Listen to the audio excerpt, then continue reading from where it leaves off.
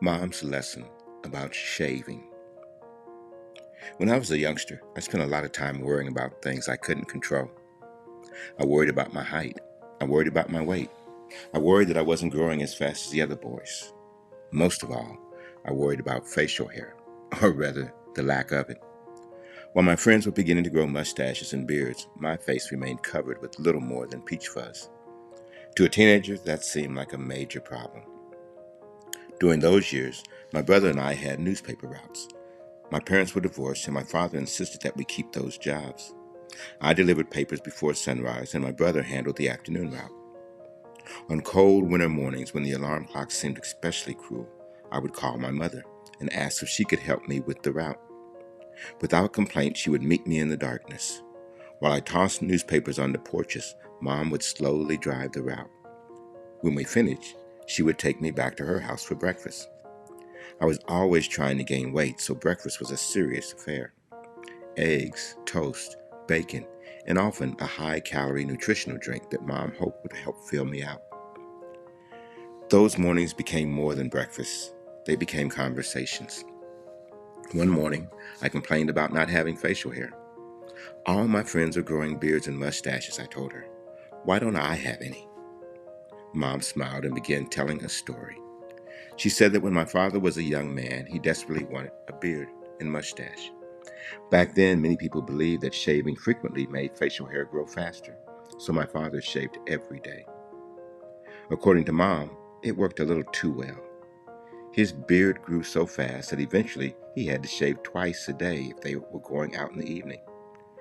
Then she offered a perspective I had never considered. Most men spend a good part of their lives shaving, she said. Many have to do it every day. Some even shave twice a day. And trust me, prickly whiskers aren't always appreciated by the women in their lives. I laughed. For the first time, I thought about facial hair from a different angle. Maybe not having to shave wasn't such a terrible thing after all. Over time, I stopped worrying about it. The funny thing is that Mom was right. Years passed. My friends grew thick beards. Some had to shave every day. Others battled razor bumps and skin irritation.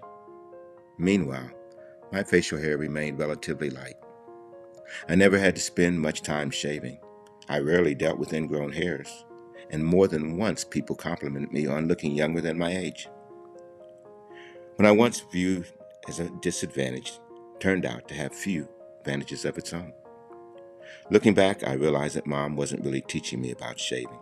She was teaching me about perspective. She was teaching me that we spend too much time wishing we were different.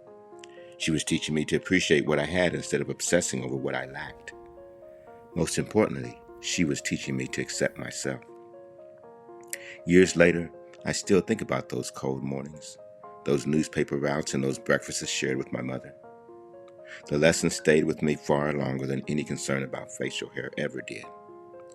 Sometimes the things we wish were different about ourselves turn out to be perfectly fine just the way they are. What lesson did your mother teach you that you didn't fully appreciate until years later? Sometimes wisdom arrives disguised as an ordinary conversation over breakfast.